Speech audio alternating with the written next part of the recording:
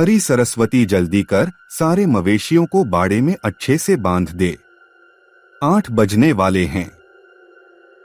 सरस्वती हाँ जी वही कर रही हूँ। तब तक आप भी भीतर लालटेन जला दीजिए, मैं भी बाड़े में लालटेन जलाकर आ रही हूँ। कुछ ही देर में पूरा हिम्मतपुर रोशनी से झिलमिला रहा था। आज कोई दीपावली नहीं थी, इस गांव की तो यह रोज की बात थी। 8 बजने से पहले ही पूरा गांव सुनसान हो जाता था और हर घर के भीतर और बाहर लालटेन की रोशनी झिलमिलाती रहती थी। सरस्वती भीतर आकर, अजी मैंने सुना है कल रमेश के लड़के ने फिर से उस चुड़ैल को देखा। दिनकर हाँ सुना तो मैंने भी यही है। गांव वाले तो बता रहे थे कि उसका लड़का तो ठीक से कुछ बोल भी नहीं पा रहा, बहुत ज्यादा डरा हुआ है। सरस्वती पता नहीं इस चुड़ैल से हमें कब आजादी मिलेगी। दिनकर गांव वाले तो बता रहे थे कि ये चुड़ैलें हर साल अपना ठिकाना बदलती रहती हैं, पर हमारे ही गांव से ना जाने क्यों जाने का नाम ही नहीं ले रही। आखिर कब तक ऐसे डरकर बैठे रहेंगे? पंचायत भी तो कुछ सख्त कदम नहीं उठा रही। सरस्वती अजी कैसे उठाएगी?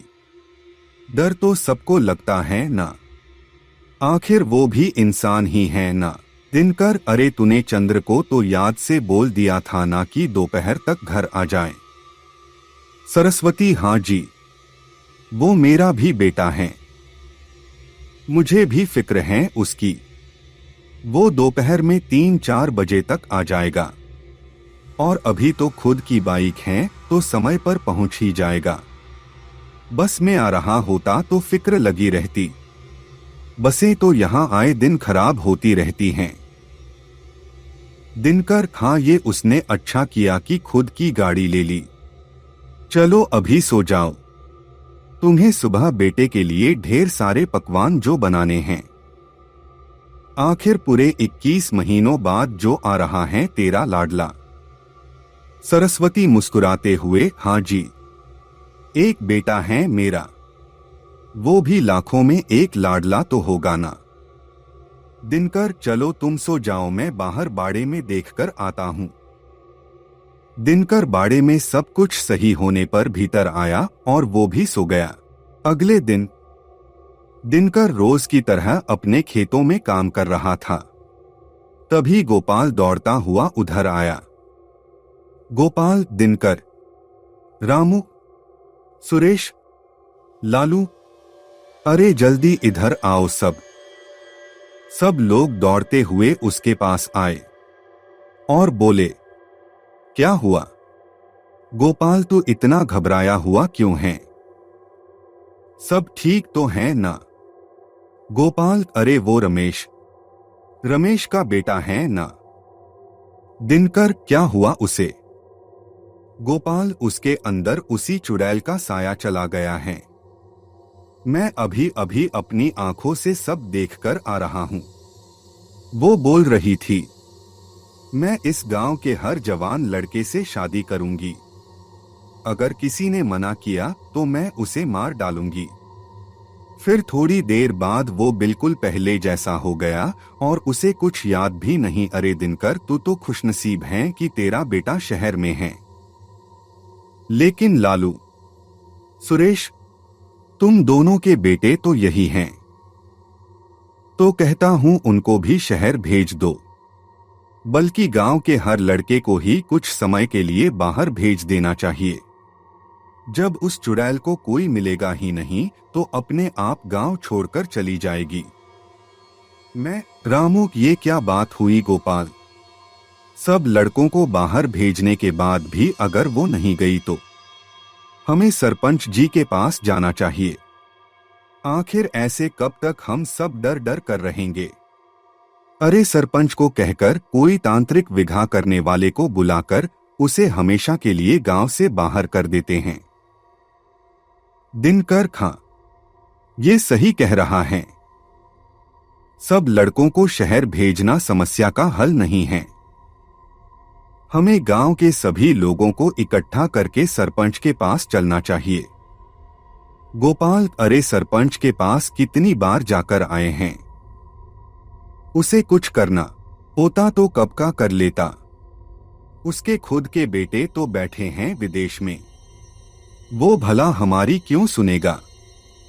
सुरेश फिर भी हमें एक बार और चलना चाहिए, क्या पता अब वो कुछ मदद कर दे। दिनकर हाँ चलो एक बार फिर से बात करके देखते हैं। तुम सबको वहां बुलाओ, मैं 2 मिनट घर से होकर वहां पहुंचता हूं। गोपाल ठीक है, अभी तुम सब चाहते हो तो चलते हैं। सभी लोग एक दूसरे को इकट्ठा कर सरपंच के घर जाते हैं। दिनकर अपने घर जाकर सरू, मैं क्या कहता हूं, तुम अभी चंद्र को फोन करके यहां आने के लिए मना कर दो। सरस्वती क्यों जी, क्या हुआ। दिनकर ने उसे गोपाल की बताई हुई सारी बात बता दी। सरस्वती ठीक है, आप जाओ पंचायत में, मैं अभी चंद्र को फोन करके मना कर देती हूं। दिनकर वहां से चला जाता है। सरस्वती अपने बेटे को फोन करती है पर उसका फोन नहीं लगता है। सरस्वती बार बार फोन लगाती रहती हैं। वही दूसरी ओर सरपंच के घर, सरपंच जी अब इस समस्या का कुछ तो बेहतर हल निकालिए, वरना ऐसे तो हमारा जीना हराम हो जाएगा। सरपंच मैं तुमसे पहले भी कह चुका हूं, आज भी कह रहा हूं, भूत चुड़ैल आत्मा ऐसा कुछ नहीं होता, ये तुम सबका वहम है। अरे शहरों में कभी सुना है ऐसा, इसको भूत आ गया, उसको भूत आ गया। क्यों दिनकर, क्यों लखन, तुम्हारे बेटे भी तो शहर में रहते हैं, उन्होंने कभी बताया है तुम्हें कुछ ऐसा। बोलो। दिनकर और लखन साथ में, नहीं मालिक, कभी नहीं। सरपंच देखा, अरे वहां तो हमसे 10 गुना ज्यादा लोग रहते हैं। देखो ये सब तुम्हारा वहम है और कुछ नहीं। फिर भी अगर तुम्हें डर लग रहा है तो रात को बाहर मत निकलो, भूत तुम्हारे घर के अंदर तो नहीं आ रहा है। रमेश लेकिन मालिक, आज मेरे बेटे के साथ जो हुआ उसके बाद डर तो लगता है ना। सरपंच ठीक है तो बताओ, क्या चाहते हो तुम, मैं उस चुड़ैल से लड़ूं। गोपाल मालिक, क्यों ना किसी तांत्रिक को भूलाकर उस चुड़ैल को हमेशा के लिए यहां से भगा दिया जाए। सरपंच ठीक है, अगर तुम लोगों को ऐसा ही करना है तो बुला लो किसी ऐसे शख्स को, उसकी विधि करने का सारा खर्च मैं दे दूंगा। सरपंच का ये फैसला सुन सभी खुश हो गए और सरपंच की जय जयकार करने लगे। सरपंच वहां से चला गया। गांव के दूसरे लोग अब तांत्रिक को खोजने में एक दूसरे से विचार विमर्श करने लगे। कुछ देर बाद उन्होंने 2 ऐसे तांत्रिकों का पता लगाया जो ऐसी क्रियाएं करते हैं। कुछ लोगों ने आपसी सहमति से उनके पास जाने का निर्णय लिया। दिनकर अपने घर पहुंचा। दोपहर के तकरीबन 1 बज रहे थे। सरस्वती ने दिनकर के क्षमा आते ही कहा, क्या हुआ जी, क्या फैसला हुआ पंचायत में। दिनकर, फैसला तो इस बार अच्छा लिया है सरपंच ने। कालू और भोलू गए हैं तांत्रिक को बुलाने, उनसे बात करने। दोनों में से जो भी आया वो अपनी शक्ति से भगा देगा उस चुड़ैल को हमेशा के लिए। अच्छा ये बता, तूने चंद्र को फोन किया। सरस्वती, आप गए हो तब से फोन लगा रही हूं, फोन लग ही नहीं रहा है। दिनकर, चलो कोई बात नहीं, तूने उसे बाकी सब तो अच्छे से बता दिया है ना। सरस्वती, हाँ जी, कल रात को फोन करके फिर से उसे दोपहर तक आ जाने का बोल दिया था। पेट्रोल अच्छे से भराकर, गाड़ी अच्छे से चेक कराकर, सब कुछ समझा दिया था। लेकिन पता नहीं क्यों फोन ही नहीं लग रहा है। दिनकर, कोई बात नहीं, चिंता मत कर, समय पर आ जाएगा। अच्छा, मैं अभी खेतों में जा रहा हूं, सब काम ऐसे ही छोड़ आया था। सरस्वती आए हैं तो खाना तो खाकर जाइए। दिनकर, ठीक है, तो खाना लगा, मैं हाथ मुंह धोकर आता हूं। दिनकर और सरस्वती ने साथ बैठकर खाना खाया, फिर दिनकर खेतों में चला गया। दोपहर के तकरीबन 3 बजे शहर में। चंद्र, अच्छा विजय, अभी मैं निकलता हूं यार, बाकी का जो भी काम है तो देख लेना, मुझे पहले ही बहुत देर हो गई है। मुझे 4 बजे तक पहुंचना था, 3 तो यही बज गए हैं। अभी निकलूंगा तो 6 तक तो पहुंच जाऊंगा। विजय मस्ती करते हुए, 3 बजे क्या लड़की वाले आ रहे थे तुझको देखने। चंद्र, अभी तू भी शुरू मत हो जा यार, घर जाकर मम्मी तो शुरू होने ही वाली हैं। विजय, हाँ तो फिर कर क्यों नहीं लेता शादी, तो दिखने में हीरो लगता है, कमाता भी अच्छा है, तुझे तो कोई लड़की ना बोल ही नहीं सकती। चंद्र, लेकिन मुझे भी तो लड़की पसंद आनी चाहिए ना। विजय, कैसी लड़की चाहिए तुझे। चंद्र, मुझे नहीं पता, पर इतना पता है कि एक बार उसे देखूं तो देखता ही रहूं। विजय, मतलब जनाब को लव मैरिज करनी है। चंद्र, हाँ यार, अरेंज मैरिज, बस एक समझौता होती है जो हमको जबरदस्ती निभाना पड़ता है। विजय, तो कहाँ है वो तेरी सपनों की रानी। चंद्र, अभी तक तो मिली नहीं, मिलेगी तो सबसे पहले तुझे फोन करूंगा। चल अब मैं चलता हूं, बाय। विजय, बाय, टेक केयर। चंद्र अपना सारा जरूरी सामान लेकर अपनी बाइक से अपने गांव के लिए रवाना हो जाता है। अभी कुछ दूर ही पहुंचा होगा कि उसकी मां का फोन आया। चंद्र फोन देखते हुए, ओह नो, फिर से मम्मी का फोन, उठाऊंगा तो फिर से वही सब बातें दोहराएगी। अभी तक आया क्यों नहीं, पेट्रोल अच्छे से डलवाया कि नहीं। एक काम करता हूं, फोन को बंद कर देता हूं, अभी सीधे घर जाकर उनसे बात करता हूं, वैसे भी 6 तक तो पहुंच ही जाऊंगा। चंद्र तेज रफ्तार से अपने गांव बस पहुंचने ही वाला था कि गांव से कुछ दूरी पर सड़क के किनारे एक लड़की खड़ी दिखाई दी, जो हाथ हिलाकर लोगों से लिफ्ट मांग रही थी, लेकिन कोई रुक नहीं रहा था। चंद्र ने ये देखा तो वो उसके पास गया। चंद्र उसके करीब पहुंचा तो बस देखता ही रह गया। लंबे काले बाल, नशीली आंखें, गोरा रंग, मुस्कान ऐसी कि बस। आप सुन रहे हैं, वो लड़की चंद्र को बोली। चंद्र जैसे अचानक होश में आया है। हाँ हाँ हाँ, बोलिए। आप यहां ऐसे सुनसान सड़क पर कहाँ जाना है आपको। लड़की, जी मेरी गाड़ी खराब हो गई है। लड़की ने अपने पीछे खड़ी एक 2 व्हीलर की तरफ इशारा करते हुए कहा, क्या आप मुझे हिम्मतपुर छोड़ देंगे प्लीज। चंद्र तो जैसे उसमें खो गया था, वो मन ही मन सोचते हुए, ये ही तो है वो जिसको मैं अब तक ढूंढ रहा था। हाँ, पहली नजर में ही दिल ले गई। रे मेरी किस्मत। लड़की, क्या आप मुझे छोड़ सकते हैं। चंद्र, हाँ हाँ क्यों नहीं, मैं भी वही जा रहा हूं, आइए बैठिए। वैसे आपका नाम। लड़की, जी मेरा नाम सपना है। और आपका।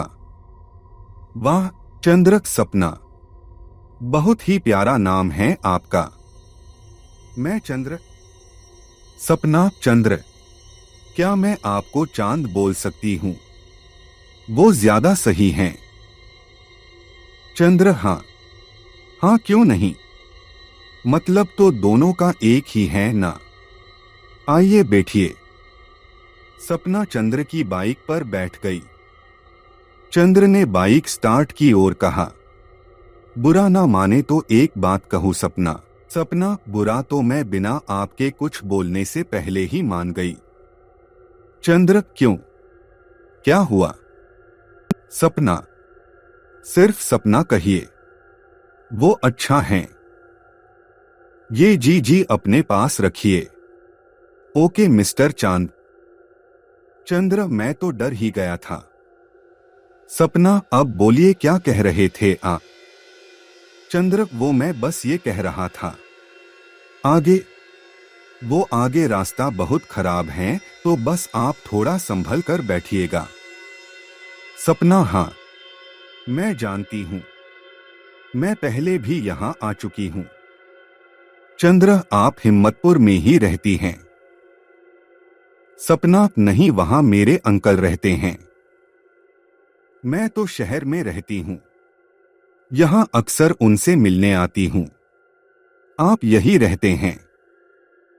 चंद्र, हाँ मेरा घर यही है।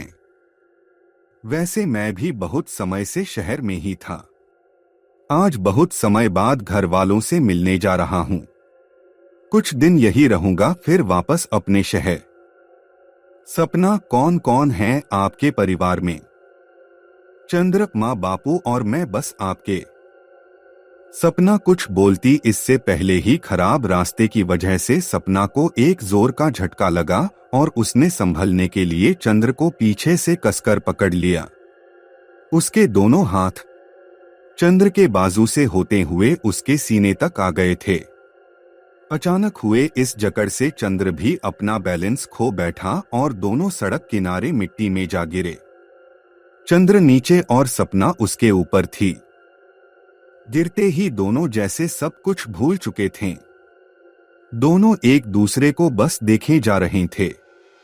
दोनों एक दूसरे की आंखों में खो चुके थे। थोड़ी देर बाद एक आवाज से दोनों को होश आया। भाई साहब, ज्यादा लगी तो नहीं? पास में से गुजर रहे एक बाइक वाले ने अपनी बाइक रोकते हुए पूछा। सपना अपनी नजरें चुराते हुए, अपने बाल बनाते हुए उठी। चंद्र भी उठा और कहा, नहीं भाई, हम ठीक हैं, शुक्रिया। ये सुन वो बाइक वाला वहां से चला गया। उसके जाने के बाद चंद्र ने अपनी बाइक उठाई, अपना बैग उठाया और बाइक स्टार्ट की। फिर सपना को कहा, बैठो।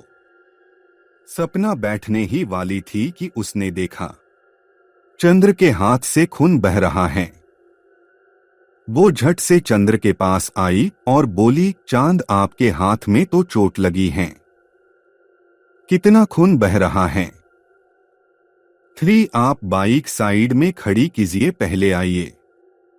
चंद्र, छोटी सी चोट है और कुछ नहीं, तुम बैठो, हमें देर हो जाएगी। सपना, मैंने कहा बाइक साइड में खड़ी करो। चंद्र, लेकिन सपना।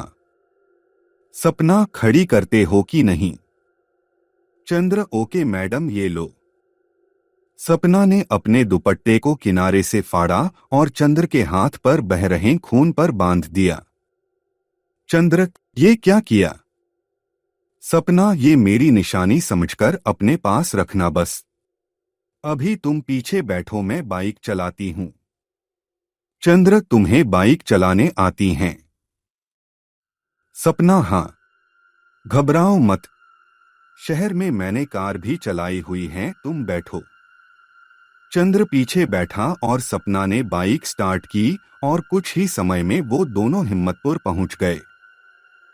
हिम्मतपुर पहुंचकर सपना चंद्र को बाय कहकर जाने लगी तो चंद्र ने रोका और कहा, रुको सपना, ऐसे ही चली जाओगी क्या? मुझसे दोबारा कभी नहीं मिलोगी।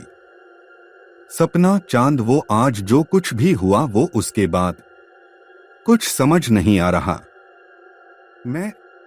मुझे चंद्र सपना के पास गया। सपना, क्या जो हुआ उससे तुम खुश हो?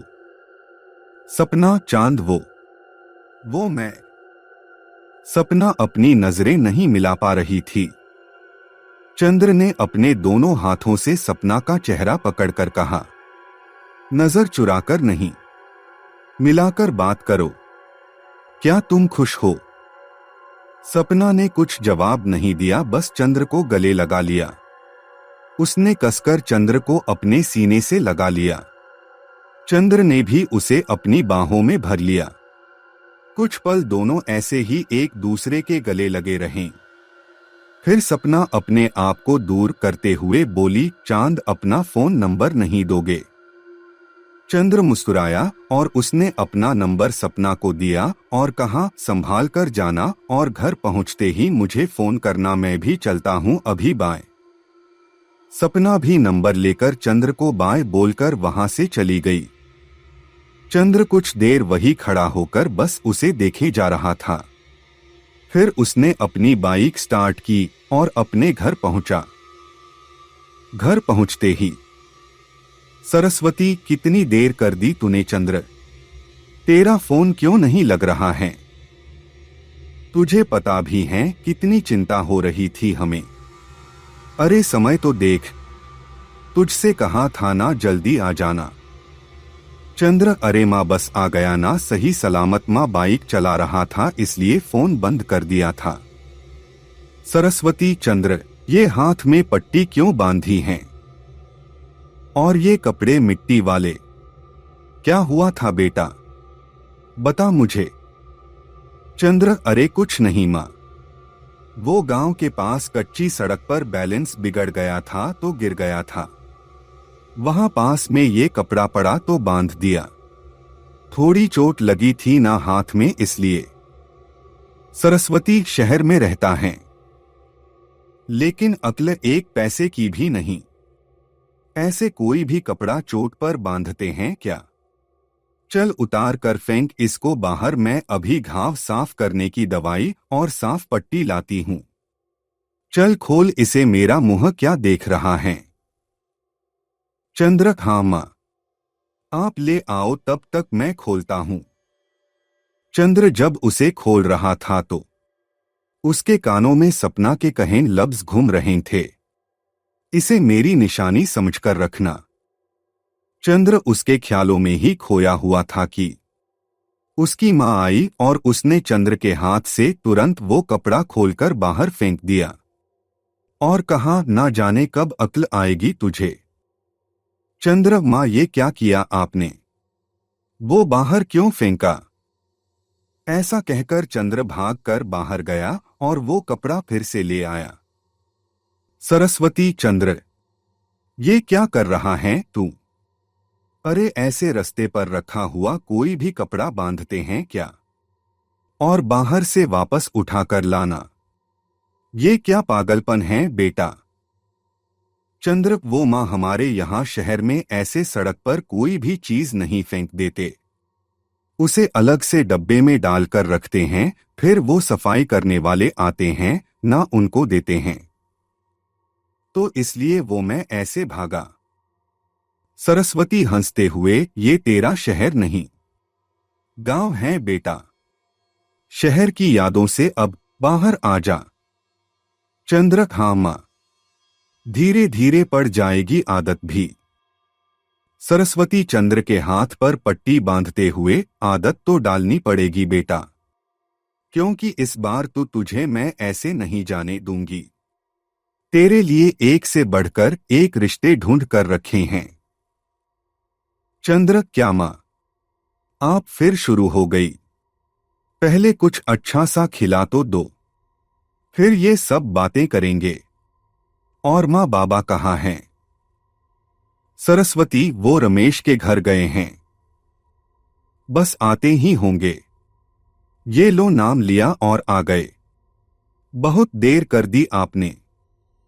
दिनकर के घर में आते ही चंद्र उठा और उनके पांव छुए।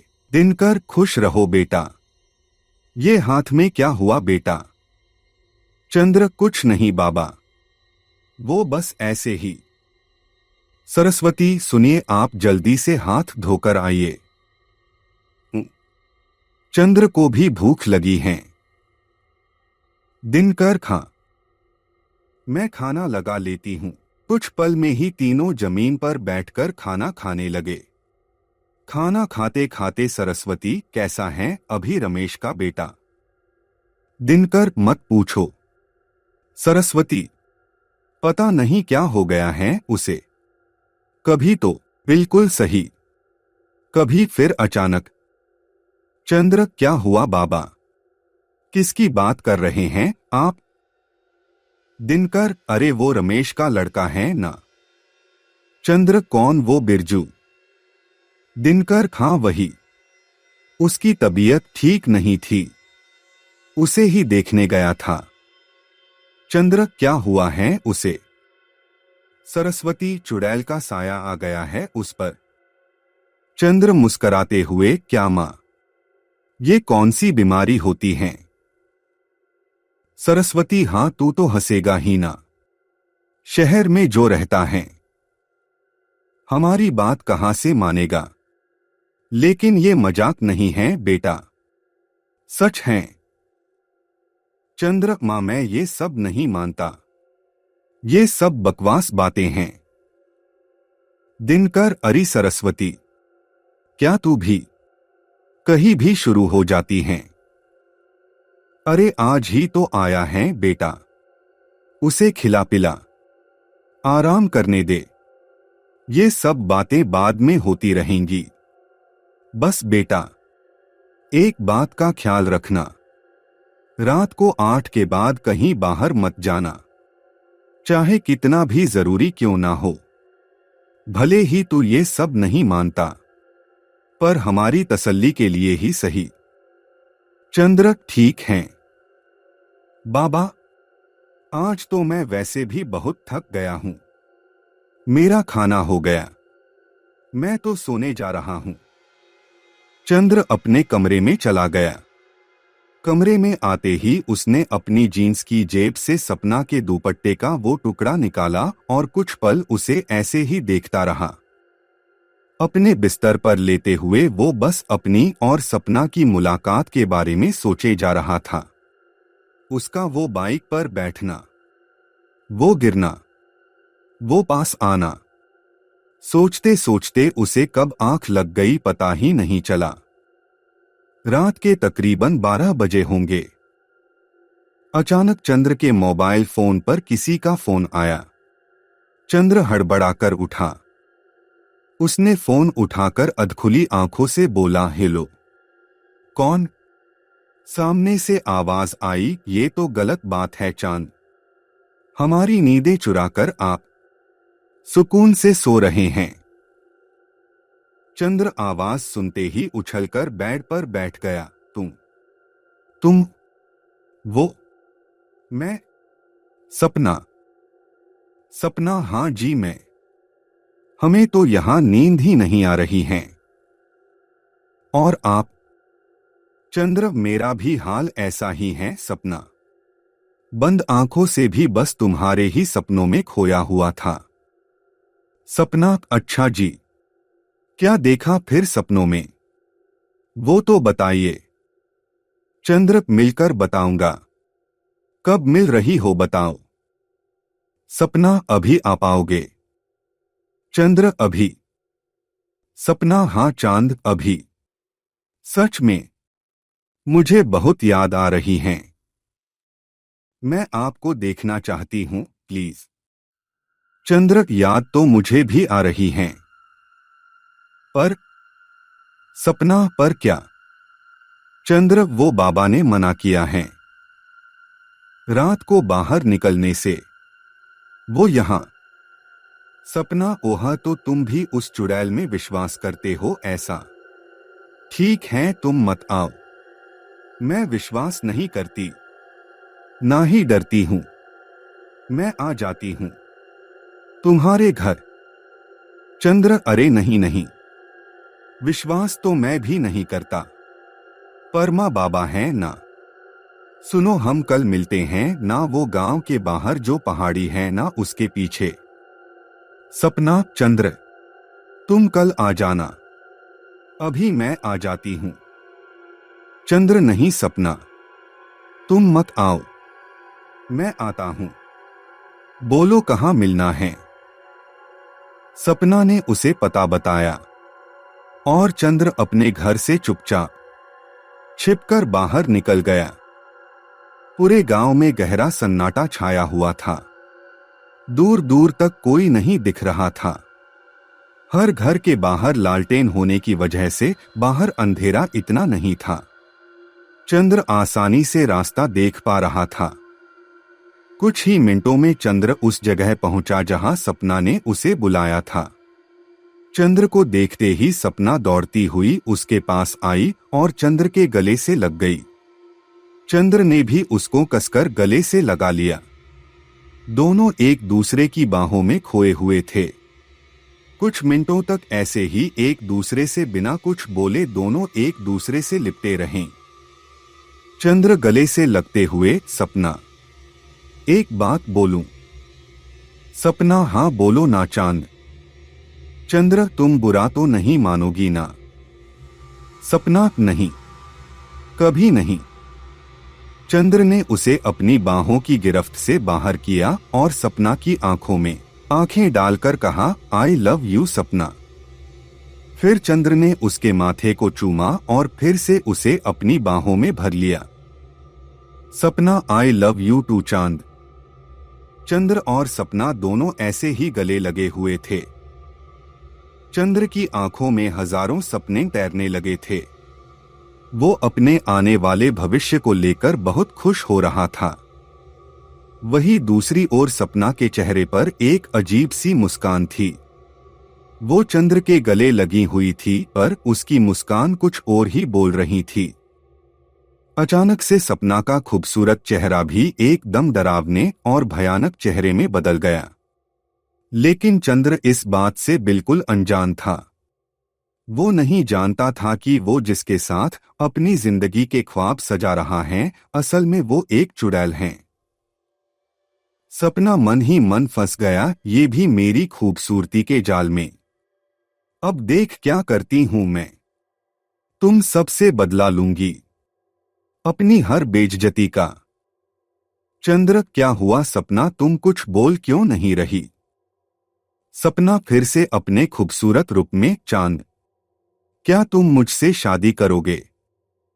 चंद्र ने उसे अपने सामने किया और कहा, तुमने तो मेरे दिल की बात बोल दी सपना। मैं खुद तुम्हारे साथ अपनी आने वाली जिंदगी जीना चाहता हूं। मैं कल ही अपने बाबा से बात करता हूं। सपना, चांद, शादी की बात करने से पहले मैं तुमसे बहुत सारी बातें करना चाहती हूं। तुम कल दोपहर को 3 बजे पहाड़ी के पीछे आना। उसके बाद अपने परिवार से बात करना। चंद्र, ठीक है सपना, जैसा तुम कहो। सपना, थैंक यू चांद, अभी तुम घर जाओ, कल मिलते हैं। चंद्र, 1 मिनट सपना। सपना, क्या हुआ? चंद्र ने सपना के गालों पर किस किया और कहा, अब चलता हूं। चंद्र मुस्कुराता हुआ अपने घर आ गया। घर पर उसके पेरेंट्स इन सब से अनजान थे। चंद्र चुपचाप अपने कमरे में गया और फिर से सपना के ख्यालों में खो गया। क्या चंद्र को सपना की असलियत पता चल पाएगी? क्या करेगी सपना चंद्र के साथ? जानते हैं अगले भाग में। जय श्री राम।